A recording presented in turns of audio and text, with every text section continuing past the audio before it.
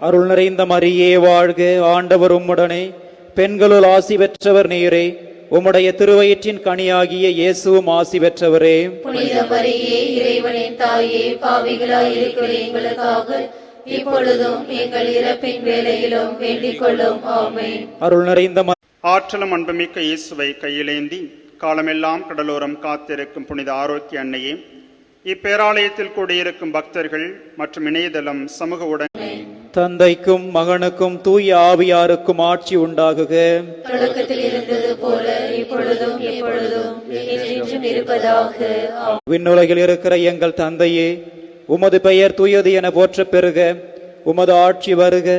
உமது திருவுளம் விண்ணுலகில் நிறைவேறுவது போல மண்ணுலகிலும் தந்தை மகன் தூயாவியாரின் பெயராலே